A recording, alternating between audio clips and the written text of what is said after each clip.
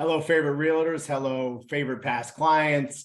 Hello, current clients. This is Chad Lubin, and this is your 2023 rate and housing forecast. So I get this from a mentor and analyst that I followed for 20 years at MBS Highway and Barry Habib. I've been following Barry for 20 years. I have a finance degree. I've been following these markets every day of my career for 20 years. So that's where this level of insight, analysis, and forecast come from. So we're looking at several factors that's going to drive our market in 2023. First and foremost is inflation drives mortgage rates. So if you look at this line being inflation, this line being mortgage rates, and this bottom line being inflation, you'll see that mortgage rates are driven by inflation. So right here is inflation, 2%, 2%, 2%, 2%, around 2%. Fed did a very good job through really 2016 to 2020 keeping inflation very, very low. Then COVID happened, right? And we had what's called quantitative easing. That's when the Federal Reserve buys mortgage bonds and keeps mortgage rates artificially low. And as you can see, inflation started spiking around March 2021, and definitely by July, you see this start to really take off. And why did interest rates not follow that? Well, because the Federal Reserve Board was keeping these mortgage rates at 3%. And as you can see, hindsight's 2020, but they let it go too long. So we really started to see inflation take off almost all of last year, 2022. Now, what has started to happen? You're starting to see it come down, and mortgage rates will follow. And we believe this trend will continue through the first half of 2023. And when you look at what supports that statement, how inflation works is the main really index that reports this inflation is what's called the Consumer Price Index report. So 2022 landed right at 6%. Now, this is the core CPI, which strips out food and energy, which are obviously big costs, but really can't be impacted by monetary policy. The other things can. And what's happening and why you're starting to see that inflation come down is we're replacing the large readings from the beginning of 2021. So as you can see, July, August, September 2021, inflation was fairly contained. These are monthly increases. And then we started to see the big spike around October. And now you can see October 2022 replaces this October number, right? So it was half of what it was 2021. So that replaces that number and it brings the yearly average down. We saw the same in November. So if you see these readings from 2021, you'll know that this year's readings are going to replace those. So everything besides March of 2022 was a high reading, which should get replaced by a lower reading as inflation has come down. Now, remember, and if you've watched my weekly market updates, you'll know I've been talking about this quite a bit, that shelter costs are lagging indicators. So rents usually last a year, right? Sometimes it takes the economy to slow down before hotels, rent, home prices come down, and you're starting to see this come down in real time. So right now we're at about 4.6% shelter costs. Now keep in mind that the yearly average is used for these things. So real time, we're down 4.6, but this real time is just 1 month. Right. So we're going to need to see this continue to bring the yearly number down is what the Fed and really the markets work off of. So it's a lagging indicator. So we're seeing shelter costs come down in real time, but it's not going to come through on the reports really until February or March. So think of it like a roller coaster. This is shelter and CPI right now. These are the readings that are coming out real time, January 2023. we already know that they're coming down, but we got to wait for the whole roller coaster to get down the hill before you see that yearly average come down and the Feds start to think that inflation is contained. They are trying to get inflation around 3%. Or the CPI number, excuse me, around 3%. So we're about halfway there. So we believe, if you look at the chart, that really the shelter costs will come down across the board. And you've already seen this with food, with gas, with clothing. These costs have already all come down. But the shelter cost is that lagging indicator. It is slowing down. We believe about March, which will show February's readings, that all of this will come through and really pull the CPI number down. So lower interest rates, March to April, which will line up well with our spring buying season. So our expectations are to have a great spring and with some refinance activity. So we'll show you another reason why we're predicting that. This is the spread between the 10-year treasury, and I won't get too complicated here, but there's really two bonds that are sold on the secondary market. There is the mortgage-backed security, the 30-year fixed, and then there's a 10-year treasury, which is a bond sold and issued by our government to pay for our debt, which obviously we have a lot of right now. So there's always a spread. The normal spread's about 1 3/4 to 200 basis points, or 1.75% to 2%. There's that spread.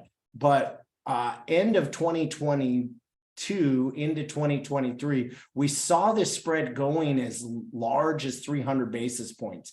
And really that is because servicing on a mortgage-backed security has been worth next to nothing. And if you think about this intelligently, everyone thinks they do their mortgage and it stays with that mortgage provider, and they just hold that money. That's not true. They sell it on a secondary market. It looks that way because they keep the servicing. There has to be someone responsible to answer questions. There has to be someone responsible to make sure payments got made. There has to be someone responsible to answer questions and to make sure that the taxes and insurance are getting paid. That's what I was trying to think of.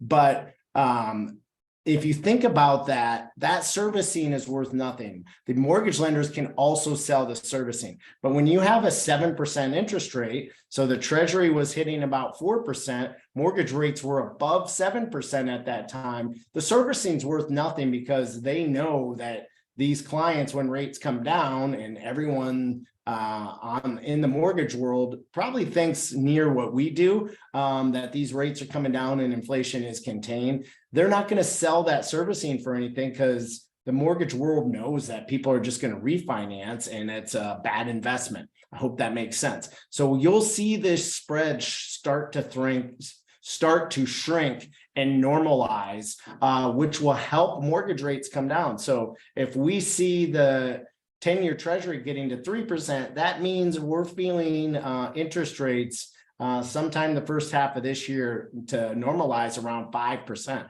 Remember, Fannie Mae predicted last year that rates at some point in 2023 would return to 4.5%, which is close to 2% less than they are right now. So we see a big refinance rally coming this year. That's why we're very much beating the drum to get in the home now, because there's still a lack of inventory, which I'll show you in a second. So this is another reason why we feel we'll have a strong housing market and a strong year when it comes to mortgages. So yeah, see that spread is already narrowing. So the spread was 300. It's already narrowing down to about 270 basis points. So it's come down 30 basis points already. So we believe that trend will continue throughout the first half of 2023. Let's see what we got next. Recession. Yes.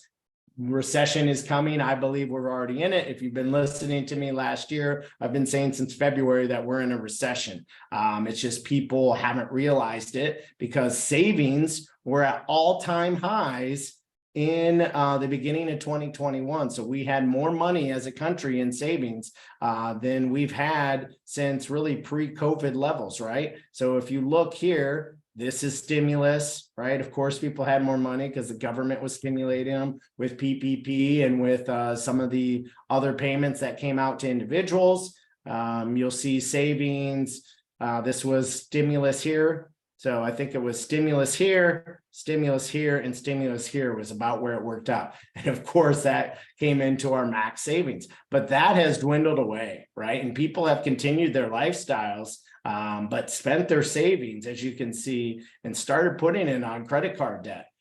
That is a leading indicator of a recession. Now, what's the good news of a recession? That mortgage rates are always lower in a recession. Always, always, always. I'll show you proof of that in a second. So we believe we're in a recession. That people will start to realize that they're compiling debt. I see a lot of cash out refinances being done at lower mortgage rates. Credit card interest rates are around 22.5% right now. When you can refinance that into a cash out 6% mortgage, you'll see people use their equity to pay off this debt that they've put together. So keep that in mind as well. Now, inverted yield curves are another leading indicator of a recession. So yes, I believe we're in a recession and have been, and you'll start the problem with the government and I forget the service that calls a recession. They do it like a year after it's over, right? So it just doesn't, there's no way. These are the indicators you need to look at. By the time they say it, it's almost already done with. And I believe we'll pull out of it quickly. I believe the Fed, although they were way behind the 8 ball and waited way too long and left the economy running, and I don't believe in the stimulus that were provided after the initial. I won't get political on this, but there was just too much money pumped into our economy too quickly and for too long. And when you see these recession indicators, you can tell that we're already in it, right? So the good news of that, my word for this year is hope. Having only positive expectations. That's my word for the year. And there's hope in a recession. We always come out of it. And if you can get things at those prices, stocks, homes, interest rates lower, you're going to win. So if you look back, all these recession indicators on an inversion on the yield curve. Now, what is an inversion on the yield curve? It's when the 3-month treasury bond is worth more than a 10-year treasury bond, right? That's counterintuitive. The longer bond should be worth more. They're not right now. So recession, late 80s, early 90s, recession, dot-com bust right here, recession, financial crisis, recession, COVID, really, really negative now. So as you can see, almost as bad as the dot-com, probably right even with that, right? Worse than the financial crisis. Now, I'm not saying that the recession is going to be worse than the financial crisis. I'm saying this inversion on the yield curve, which has been going on all year, is screaming we're in a recession, right? So, what about housing demand and household formations? Now, it's usually, as you can see, in 2022, it hit as high as 2 million. So that's 2 million household formations, right? Meaning that there's 2 million households created. What's going on with supply, right? Well, builders have learned their lesson from 06 to 09 by the overbuilding, and they've started to slow down. And we're not at 1.7, we're about at 1.5 million housing starts completed. Now, don't listen to the media on this because they have it all wrong. They look at housing starts as the number of inventory. It's not. The house has to be finished and completed. So we only look at houses completed and what's on the market across the country. Now, about 100,000 homes need to be replaced annually because they're dated or they're not livable, they're not habitable, right? So there's about 1.4 million in new supply. There's 1.3 million in housing formations right now. Cool. So there is a large inventory of about 100,000 extra homes based on now. But what happens with interest rates impacting it? More demand will be created as homes or as interest rates come down on mortgages, right? So home price moderation. This is hardly a crash. This is something else the media is just spinning out of control. So we are up 115% on housing the last 10 years. I've been investing in the stock market well over 10 years, and I have not had 115% in all my stocks. So obviously real estate is an amazing investment. This is a slide you got to show all your clients. In the last 2 years, we're up 39%. So to only be down 2.5% with interest rates reaching 7.5% for some people, I just think that's an amazing stat from 2022, that we only have gone 2.5% backwards when we've ran up 39% in 2 years. That's incredible. So what people need to look at though is affordability. Now this, stay with me here, this is a great indicator long term. So when you look at 2021, let's call a loan amount, the average loan amount was about $400,000. That interest rate was 3.5%. There's your monthly payment, right? Now this year, home prices went up by 10%. This is 2021 into 2022. So we're looking at about 440. Now that interest rate right now is about 6.25. Now, sometimes clients come back to me and say, I heard you said you had 6.25. That's not my rate. Keep in mind, down payment impacts that. Credit scores impact this. Type of property impacts this. So yes, year over year, we're up $913 per month. That's huge when it comes to affordability. Now, the average household income is about $9,000 across our country. That's household, that's not per person, right? So this is ADP. So stayers at their job are up about 7.6%. Switchers, believe it or not, when you switch jobs, a lot of time you'll get paid more. That's 15.1%. So the average income in 2022 was up 9%. So when you factor this in, their income's up about $810, right? So what does this all mean? That's good, and that should absorb most of this. But keep in mind, everything else is more expensive, right? So we're running at over a $340 deficit in affordability. That's a car payment for some people, right? So keep in mind that this will come down.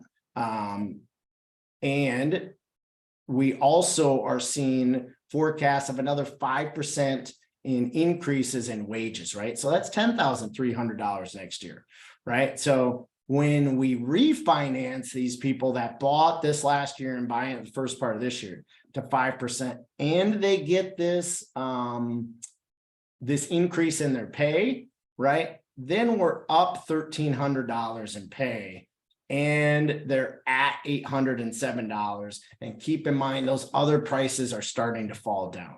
So people's wages should outpace what these costs are as inflation comes down, which is an awesome indicator and gives me a lot of optimism. So what are we forecasting? Lower inflation, recession-like slowdown in spending, which leads to lower rates, which is super important to the housing market. Incomes continuing to increase, very tight inventory, which is going to keep prices holding firm. My realtors watching, you see this out in the market, and rents still going up and expensive and rising, right? Because their costs have risen. Keep in mind with rent, some people are locked in on 1-year leases. Those are going to be coming due, and most good landlords are going to increase the rent because everything's more expensive. So we are expecting low to single digit appreciation for most of the US, with a pickup in activity here around March or April due to some mortgage rates coming down. What are our headwinds? What are our challenges? Global quantitative tightening. Globally, things are struggling. Lack of foreign central bank buying, meaning there's no quantitative easing going down to artificially keep mortgage rates and other rates low. And they just keep pumping out money. So there's more debt to be financed. And at some point, they got to push up those yields to attract investors, because it's a little scary what our finances are as a country. So those are our challenges, our tailwinds, things that are going to help us. Definitely lower inflation. You've already seen it start to happen. Excess retail inventory. So remember, there's about 100,000 homes that should be surplus. So we should start to see a little bit more inventory tight or open up, which is good for those new buyers, and increase in mortgage servicing value, which is super important to bring together that spread between the 10-year and the mortgage-backed security, and a recession likely. I know people hate a recession, but we've already been in it for a year. I hate that they won't say it. We're in a recession, right? My stocks are down like 30% this year, right? We are in a recession. Cryptos have crumbled. Bonds have had their worst year since the Depression. We're in a recession, and I believe we've been in it since the second quarter of 2022. So the good news on that is rates come down, policies get accommodating, and we'll start to see some help. And remember, it's an election year coming up. They want the economy to look good. So we are expecting a 30-year fixed mortgage rate of around about 5% for the first half of this year. And we're expecting the 10-year to be at about 3%. So a lot of optimism out there. Work hard, get in front of your buyers right now. Tell them this is a great time to be buying. And gosh, if I can help you in any way, I'd love to talk to you about this further. Thanks for watching my 2023 market update and outlook.